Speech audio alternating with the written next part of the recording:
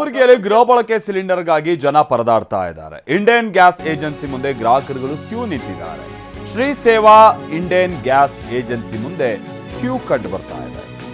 ಸರ್ಕಾರ ಏನ್ ಹೇಳ್ತಾ ಇದೆ, ಗೃಹ ಬಳಕೆ ಸಿಲಿಂಡರ್ ಸಮಸ್ಯೆ ಇಲ್ಲ, ಪೂರೈಕೆಯಲ್ಲಿ ಎಲ್ಲ ಸರಿಯಾಗಿ ಆಗ್ತಾ ಇದೆ ಅಂತ ಹೇಳ್ತಾ ಇದ್ರು ಕೂಡ ಕೆಲವು ಕಡೆ ಅದು ಸಿಗ್ತಾ ಇಲ್ಲ ಸರಿಯಾಗಿ ಅನ್ನುವಂಥದ್ದು ಆರೋಪ. ಅಫ್ಜಲ್ಪುರ ಪಟ್ಟಣದಲ್ಲಿರುವಂಥ ಇಂಡಿಯನ್ ಗ್ಯಾಸ್ ಏಜೆನ್ಸಿ ನೀವು ಆ ದೃಶ್ಯವನ್ನು ನೋಡ್ತಾ ಇದ್ದೀರ. ಎಲ್ಲಿ ನೋಡಿದ್ರು ಖಾಲಿ ಸಿಲಿಂಡರ್ಗಳು ಕಂಡು ಬರ್ತಾ ಇದೆ. ಸಿಲಿಂಡರ್ ಬರುವಂಥ ಮಾಹಿತಿಯನ್ನು ತಿಳಿದು ಗ್ರಾಹಕರು ಹೀಗೆ ಲಗ್ಗೆ ಇಡ್ತಿದ್ದಾರೆ ಅಂತೇಳಿ ತಿಳಿದು ಬರ್ತಾ ಇದೆ.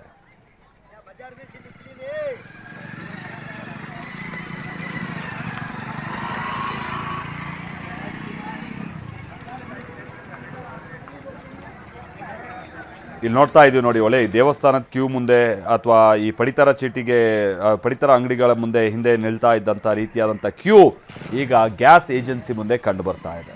ಅಂದರೆ ಇಲ್ಲಿ ಜನ ತಮ್ಮ ಸಿಲಿಂಡರ್ಗಳನ್ನಲ್ಲಿಟ್ಟು ದೂರದಲ್ಲಿ ಎಲ್ಲೋ ನೆರಳಲ್ಲಿ ಅವರು ಆಶ್ರಯ ಪಡಿತಾ ಇರುವಂಥ ಸಂದರ್ಭವನ್ನು ನೋಡ್ತಾ ಇದ್ದೀವಿ. ದತ್ತಾತ್ರೇಯ ಪಾಟೀಲ್ ಇದಕ್ಕೆ ಸಂಬಂಧಪಟ್ಟಂಗೆ ಡೀಟೇಲ್ಸ್ ಕೊಡ್ತಾರೆ. ದತ್ತಾತ್ರೇಯ ಪಾಟೀಲ್, ಗೌರ್ಮೆಂಟ್ ಏನೋ ಭಾಳ ಸುಲಲಿತವಾಗಿ ಎಲ್ಲ ಕೊಡ್ತಾ ಇದ್ದೀವಿ ನಾವು, ಅದರಲ್ಲಿ ಏನು ಸಮಸ್ಯೆ ಇಲ್ಲ, ಗೃಹೋಪಯೋಗಿ ಸಿಲಿಂಡರ್ಗಳು ಅಂತ ಹೇಳ್ತಾ ಇದ್ರು ಕೂಡ ಈ ಗೊಂದಲ ಯಾಕೆ ಅಂತೇಳಿ ಇಷ್ಟೊಂದು ಕ್ಯೂ ಕಂಡು ಬರ್ತಾ ಇದೆಯಲ್ಲ, ಏನು ಕತೆ? ಮಲ್ತೇಶ್, ನಿಜಕ್ಕೂ ಕೂಡ ಇದನ್ನ ಜಿಲ್ಲಾಡಳಿತನೂ ಕೂಡ ಸಾಕಷ್ಟು ಬಾರಿ ಹೇಳ್ತಾ ಇದೆ. ಆ ಗ್ರಾಮೀಣ ಪ್ರದೇಶದಲ್ಲಿ ನಾವು 30-40 ದಿನ ಮತ್ತು ನಗರ ಪ್ರದೇಶಗಳಲ್ಲಿ 25 ದಿನಕ್ಕೊಮ್ಮೆ ಸಿಲಿಂಡರ್ನ ಬುಕ್ ಮಾಡ್ಕೊತಿದೀವಿ ಮತ್ತು ಸರಬರಾಜನ್ನ ನಿರಂತರವಾಗಿ ಮಾಡ್ತಿದೀವಿ ಅಂತ ಹೇಳ್ತಾನೆ ಇದ್ರು ಕೂಡ ಅದಕ್ಕೆ ವಿರುದ್ಧವಾದಂತಹ ದೃಶ್ಯಗಳು ಕೂಡ ಸದ್ಯ ಕಣ್ಮುಂದೆ ಬರ್ತಿದೆ.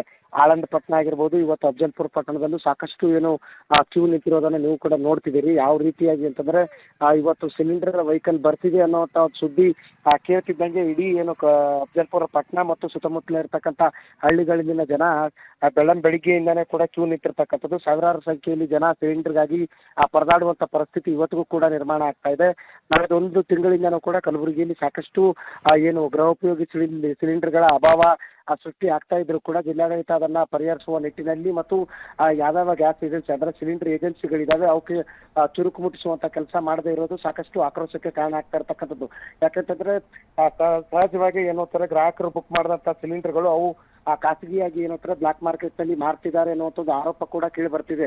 ಹೀಗಾಗಿ ಮನೆಗಳಿಗೆ ಸಿಲಿಂಡರ್ ತಲುಪ್ತಿಲ್ಲ ಅನ್ನುವಂಥ ಒಂದು ಅನುಮಾನದಿಂದಲೇ ಸದ್ಯ ನೇರವಾಗಿ ಗ್ಯಾಸ್ ಏಜೆನ್ಸಿಗಳು ಮತ್ತು ಗ್ಯಾಸ್ನ ಏಜೆನ್ಸಿಗಳ ಗೋಡೌನ್ಗಳು ಏನಿರ್ತವೆ ಅಲ್ಲೇ ಜನ ಬರ್ತಾ ಇರುವಂತದ್ದು ಮತ್ತು ಸಾಕಷ್ಟು ಸಂಖ್ಯೆಯಲ್ಲಿ ಕ್ಯೂ ನಿಲ್ತಾ ಇರ್ತಕ್ಕಂಥದ್ದು ಗೋಚರಿಸ್ತಾ ಇರ್ತಕ್ಕಂಥದ್ದು. Maltesh, okay, thank you Dattatreya Patil.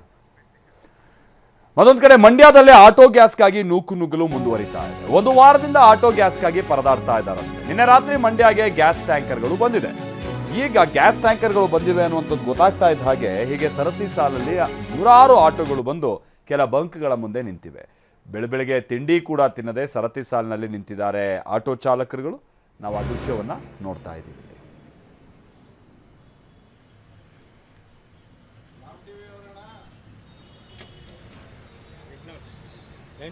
ಈಗ ನಿಧಾನವಾಗಿ ಆಟೋ ಗ್ಯಾಸ್ ಸರಬರಾಜು ಕೆಲ ಕಡೆ ಆಗ್ತಾ ಇದೆ. ಹೀಗಾಗಿ ವಾರ 15 ದಿವಸದಿಂದ ಗ್ಯಾಸ್ ತುಂಬಿಸ್ಕೊಳ್ಳೋಕ್ಕಾಗದೆ ಸಂಕಷ್ಟದಲ್ಲಿದ್ದಂಥ ಆಟೋ ಚಾಲಕರುಗಳು ಗ್ಯಾಸ್ ಸಿಗುತ್ತೆ ಅಂತ ಗೊತ್ತಾಗ್ತಾ ಇದ್ದಾಗೆ ಹೀಗೆ ಜಿಲ್ಲಾ ಕೇಂದ್ರಗಳಲ್ಲಿ ಕೆಲ ಬಂಕ್ಗಳ ಮುಂದೆ ಸರತಿ ಸಾಲಲ್ಲಿ ನಿಂತಿದ್ದಾರೆ. ಬಟ್ ಇದು ಸುಲಲಿತವಾಗಿ ಮುಂದುವರಿಯುತ್ತಾ ಇನ್ನೇನಾದ್ರು ಸಮಸ್ಯೆ ಆಗುತ್ತೋ ಅನ್ನುವಂಥ ಗೊಂದಲ ಅವರಲ್ಲಿದೆ.